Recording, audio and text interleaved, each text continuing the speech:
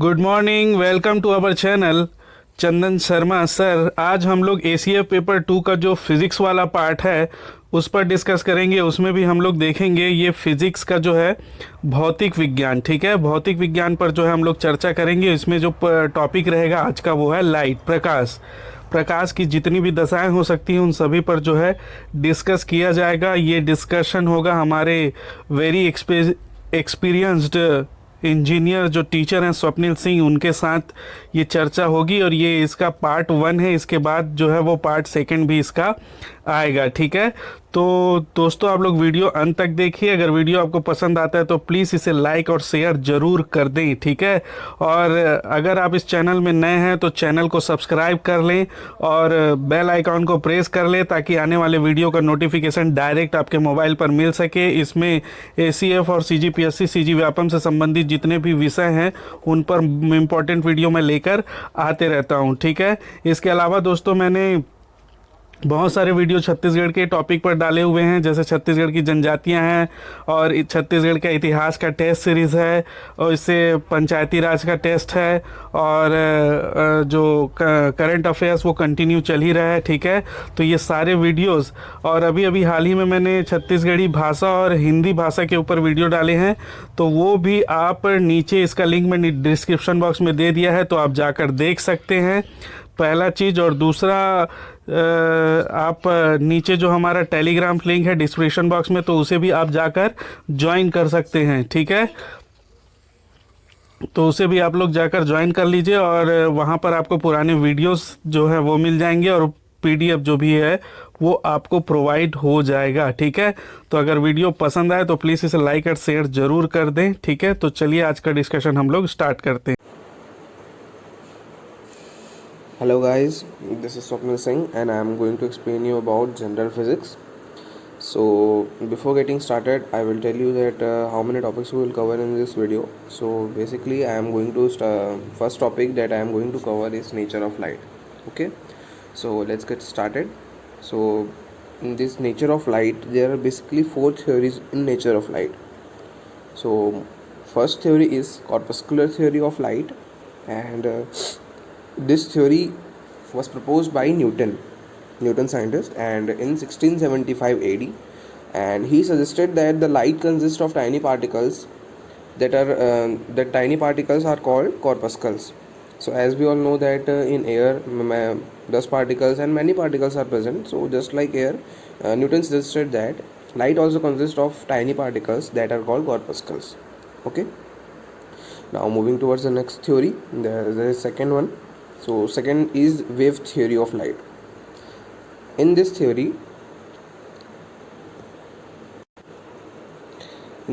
we will learn that which scientists suggested it and what they suggested. So in 1678, a scientist named Christian Huygens, he suggested that the light travels in the form of longitudinal waves, just as sound propagates through air. So as we all know that sound propagates in air, मतलब जो हवा है वो ऐसे ही move करती है, जो आवाज़ है वो हवा में ऐसे ही मूव करती है। तो जैसे साउंड जैसे वेव्स बना करके मूव होती है एयर पे, वैसे ही क्रिश्चियन हाइगन्स के ने सजेस्ट किया कि जो लाइट है वो भी वेव्स के फॉर्म में एयर में ट्रैवल करती है।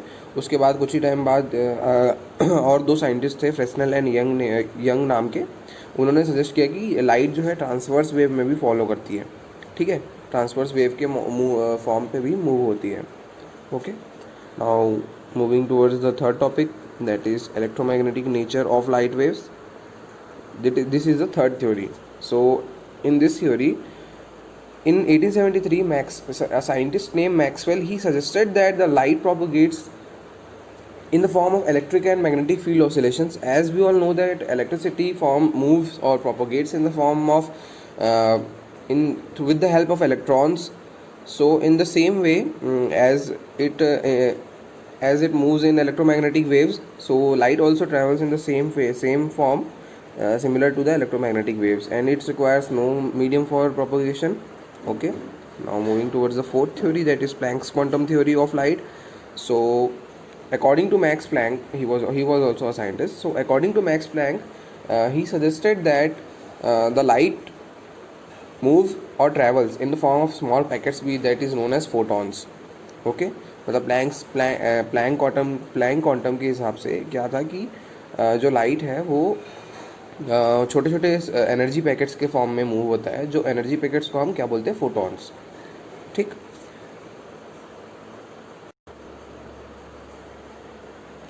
Now, so finally we can conclude from all these four theories that we can conclude that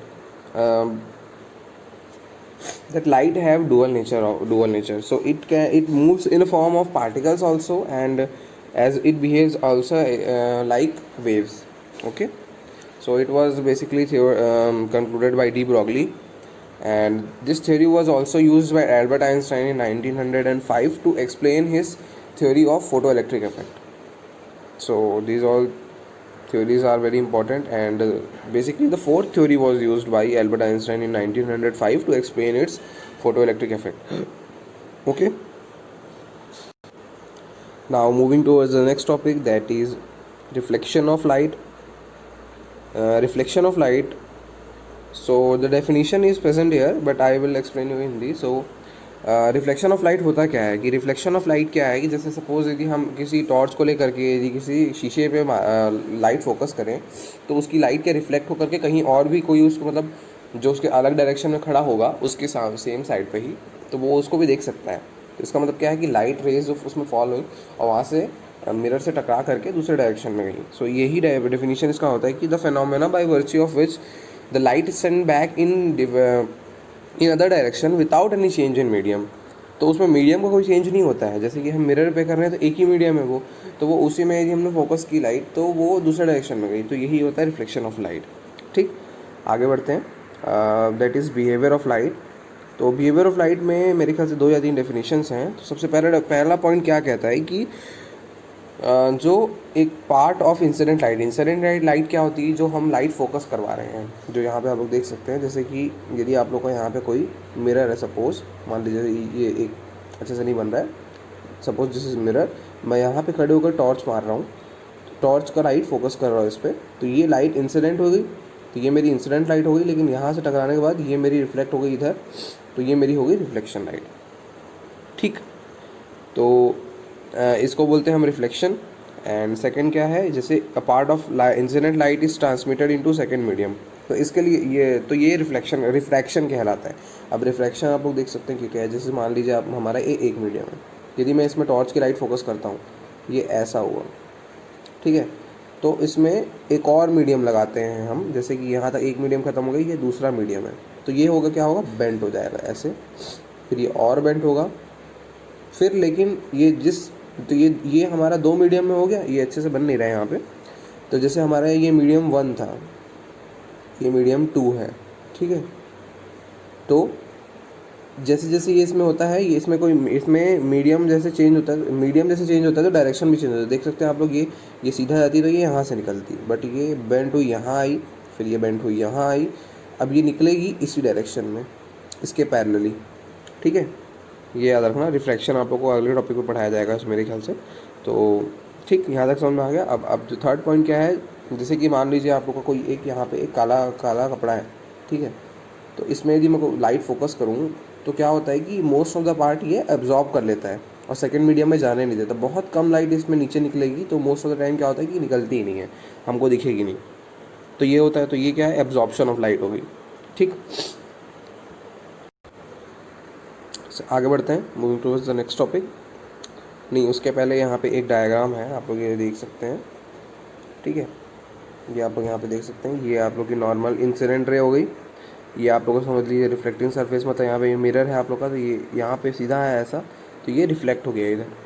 ये हमारा होता है नॉर्मल, जो इन दोनों लाइट के बीच में एक प्लेन का काम करता है. ठीक है, एक प्लेन का काम करता है यहाँ पे.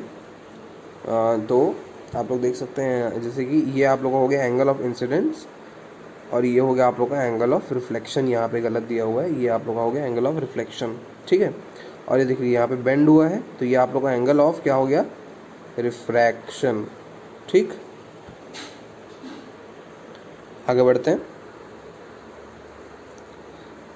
तो हमारा अगला टॉपिक क्या है, laws of reflection of light, ठीक है।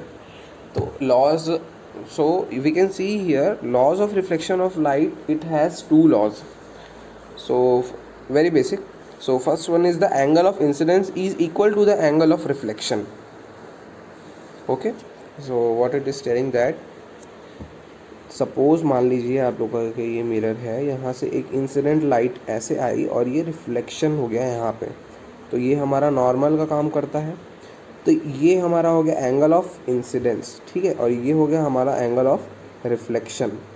तो ये इस फॉर्मूला में क्या कह रहा है कि angle of incidence is equals to angle of reflection, ठीक है, ये दोनों इक्वल होते हैं, हमेशा याद रखना मेरे रिफ्लेक्शन में कभी भी, ठीक है।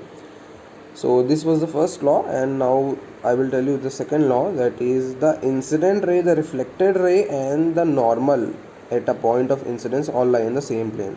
We can see here that this is our mirror, this is our plane, and incident ray is coming here and reflection, so it is a reflection, and this is angle of incidence. So we can all see here that the incident ray, the reflection ray and the normal, these all meet at a point here in the mirror. So using this we can say that these these three incident ray, the normal and the reflected ray, all lie on the same plane. Okay, now moving towards the next topic, that is reflection through curved surface. So what does curved surface means? So curved surface in this reflection, it means here that it is a spherical mirror. So what is a spherical mirror? I will tell you that a spherical mirror is a part of a hollow sphere. एक hollow sphere है, hollow मतलब खोखला। यदि आप लोग एक sphere मतलब एक बॉल ही मान लीजिए, टेनिस बॉल जो होती है हमारी, उसका एक पार्ट होता है। जैसे कि मैं आप लोग को आगे डायग्राम में दिखा सकता हूँ, यहाँ पे आप लोग देख सकते हैं। जैसे समझ लीजिए हमारी ये एक पूरी बॉल है, ठीक, ये पूरी बॉल है। तो इसका एक इतना मैं हिस्सा यदि काट लूँ, ये मैं सॉरी मैं अच्छे से नहीं बना पा रहा हूँ यहाँ पे, बट यदि मैं इसका एक हिस्सा काट लूँ तो आप लोग देख सकते हैं यहाँ पे कि इतना बड़ा ही हमको मिल रहा है हिस्सा। तो ये हमारा स्फेरिकल मिरर का काम करता है, ठीक है। इसके आउटर पार्ट या इनर पार्ट हम के कोई भी सरफेस सिल्वर पॉलिश यदि कर दें तो ये हमारा एक मिरर का काम करता है, ठीक है। तो इसी को हम लोग कर्व सरफेस भी कंसिडर कर सकते हैं, ठीक। आगे बढ़ते हैं। दो टाइप के मिरर्स, ये देखिए आगे ये टॉपिक है। There are two types of spherical mirrors. First is concave and second one is convex. Okay, I will show the diagram in further slides. So first one is concave mirror. So in this concave mirror, the spherical mirror, it is a definition I will explain you. So in this as you have seen the spherical mirror, so the outer bulged surface is silver polish. तो उसका बाहर का जो निकला हुआ हिस्सा होता है उसको हम लोग सिल्वर पॉलिश कर देते हैं, तो वो एक मिरर के रूप में रिफ्लेक्टर के रूप में काम करता है, ठीक है। तो हम लोग उसको उसके हिसाब से कंसिडर कर सकते हैं। और जो आगे होता है और उसमें से रिफ्लेक्शन होता है, ठीक है, हॉलो सरफेस से। या मैं आप लोगों को डायग्राम दिखाऊंगा तो आप लोगों को समझ में आ जाएगा। ये सेकंड कॉन्वेक्स मिरर का डेफिनेशन है। इसमें क्या होता है कि जो अंदर का पार्ट होता है हमारा, जो बाहर निकला नहीं रहता है, जो बॉल के अंदर जो हम मिरर काटे हैं उसके अंदर के हिस्से का सिल्वर पॉलिश होता है, ठीक। आगे बढ़ते हैं। ये आप लोगों को मैं डायग्राम दिखा देता हूँ कि आप लोग देख सकते हैं, ठीक। जो सबसे पहला वाला है मैं आप लोगों को दिखा रहा हूँ यहाँ पे। ये देखिए, ये जो पहला है ये हमारा है कॉनकेव मिरर। इसका मतलब ये जो बल्जिंग जो पार्ट है, एक सेकेंड, देख सकते हैं आप लोग कि ये जो बल्जिंग पार्ट है ये बाहर निकल रहा है, मतलब ये अंदर की तरफ मुड़ा है, तो ये हमारा होता है कॉनकेव मिरर, ठीक है। और जो ये है, जो इसका उल्टा इसको हम कर दें तो ये हो जाता है हमारा कॉन्वेक्स मिरर। अब यहाँ पे एक रूल है, आप लोग देख सकते हैं इसमें, इस डायग्राम में आप लोगों को दिख रहा होगा कि जब भी, आगे मैं आप लोगों को थोड़ी टर्मिनोलॉजी समझाऊंगा, पर यहाँ पे आप लोगों को ये सब समझा देता हूँ कि जैसे देख सकते हैं आप लोग, यदि ये इस लाइन के यदि पैरेलल कोई इंसिडेंट लाइट, इसमें एक चीज़ हमेशा याद रखना कि ये हमेशा लेफ्ट साइड से डायग्राम यदि हम बनाते हैं, ठीक है। इंसिडेंट लाइट हमारी ऑब्जेक्ट जो होती है वो हमेशा लेफ्ट साइड पर ही होता है, ठीक है, हमेशा लेफ्ट साइड पर होता है, ठीक है।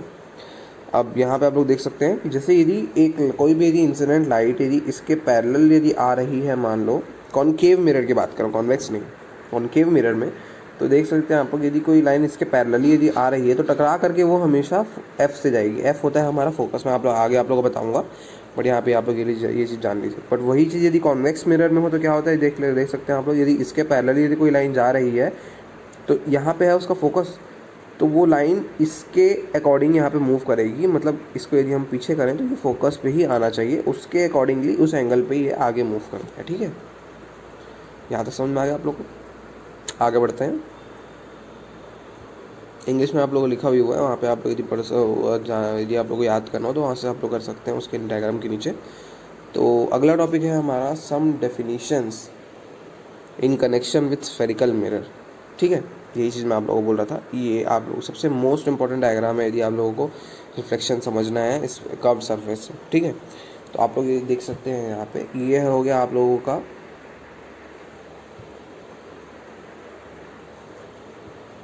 एक मिनट, ये आप लोग देख सकते हैं यहाँ पे, आप ये एक डायग्राम दिया हुआ है, मोस्ट इंपॉर्टेंट डायग्राम है।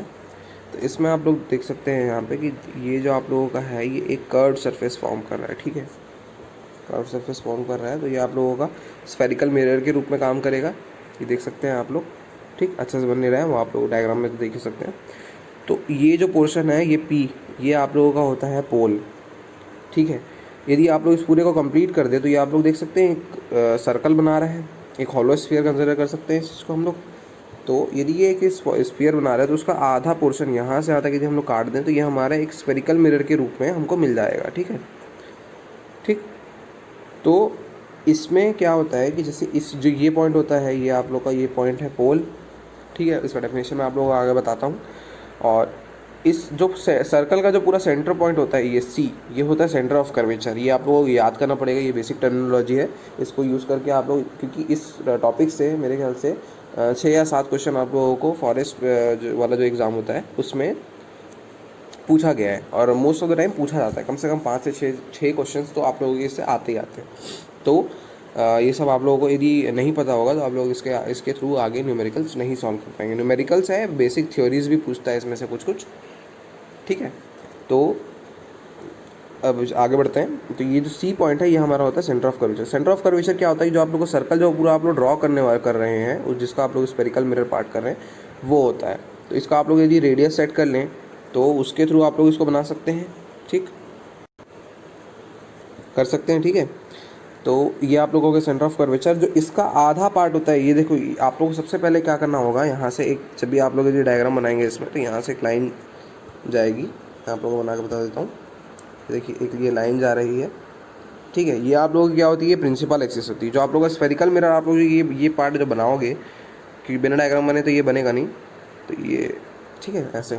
तो ये जो आप लोग सेंटर पार्ट जो बना रहे हो, जो सबसे सेंटर से लाइन जाएगी, ये ऊपर का ये हिस्सा और ये हिस्सा पूरा आप लोग का बराबर होना चाहिए। ठीक है, और इसका जो सेंटर पॉइंट है, मान लीजिए जो आप लोग जितना भी सर्कल का रेडियस लेकर के बना रहे हैं, उसी से यहाँ पे आप लोग यदि डिवाइडर या राउंडर रख करके इस सी से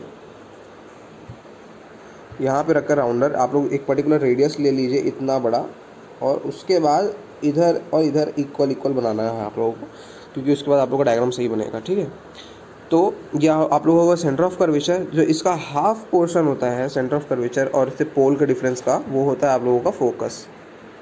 ठीक, ये याद रखना। और आगे देख सकते हैं आप लोग, ये सिल्वर सरफेस है, ये आप लोगों की ये जो लाइन होती है इसको प्रिंसिपल एक्सिस बोला जाता है।